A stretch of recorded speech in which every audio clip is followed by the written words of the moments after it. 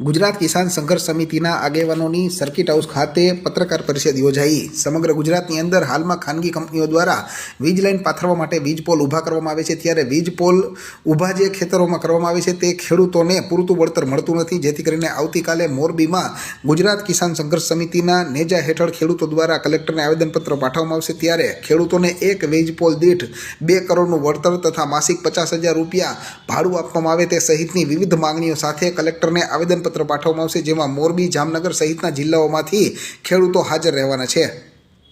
ત્યારે અમારી બહુ સ્પષ્ટ માંગ છે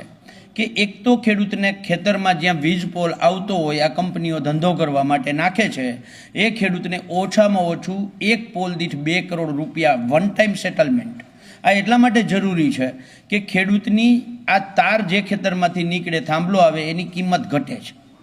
એટલે એક ઘટતી કિંમતના ભાગરૂપે 2 કરોડ રૂપિયા આપવામાં આવે। અને આ કંપનીઓ 25 વર્ષ સુધી ધંધો કરવાના છે, તો દર વર્ષે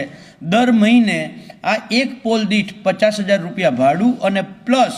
એમાં જે કોઈ ફુગાવો દર વર્ષનો દર વધે એ પ્રમાણે એમાં વધારો કરવામાં આવે। આવા અનેક મુદ્દાઓને લઈ અને આવતીકાલે સવારે 10 વાગે અમે મોરબી કલેક્ટર પાસે ગુજરાત કિસાન સંઘર્ષ સમિતિના આગેવાનો અને ખેડૂતો મોરબી કલેક્ટર પાસે જવાના છીએ। ત્યારે જાહેર માધ્યમોના માધ્યમથી હું કહું છું કે આવતીકાલે 6 તારીખે સવારે 10 વાગે મોરબી જિલ્લાના ખેડૂતો ઉપરાંત જામનગર, દ્વારકા, બનાસકાંઠા, પાટણ, કચ્છ અને સુરેન્દ્રનગરના જિલ્લાના ખેડૂતો પણ આવતીકાલે પધારો, આપણે સૌ સાથે મળી અને લડાઈ કરીએ।